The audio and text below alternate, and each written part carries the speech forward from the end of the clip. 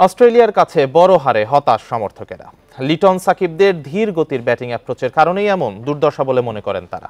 মানসিকতায় পরিবর্তন আনতে না পারলে ভারত ও আফগানিস্তানের বিপক্ষেও ভুগতে হবে, সেই শঙ্কার কথা জানিয়েছেন ভক্ত সমর্থকেরা।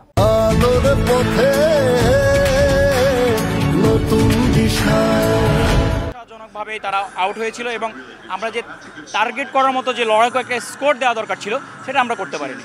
আমাদের কাছে মনে হয়েছে 160 রান করতে পারলেও আমরা এটা ডিফিট করতে পারতাম। সাকিব একটা ওয়ার্ল্ড ক্লাস প্লেয়ার, সেখানে একটা বড় স্টেজে তার কাছ থেকে আমরা আশা করি একটা বড় পারফরমেন্স, যাতে সে নিজের দেশকে আরো ভালো করে রিপ্রেজেন্ট করতে পারে। আসলে বাংলাদেশ যে কি জন্য ভালো করতে পারছে তা আমরাও বুঝতে পারছি না।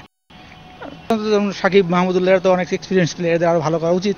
আমরা তাদের একটা আশা আছে যারা ভালো করবে। নাজমুল হোসেন শান্ত ক্যাপ্টেন্সি করতেছে, এদের ক্যাপ্টেন্সি করার কোনো রকম বলে যে মানসিকতাই তৈরি হয়নি।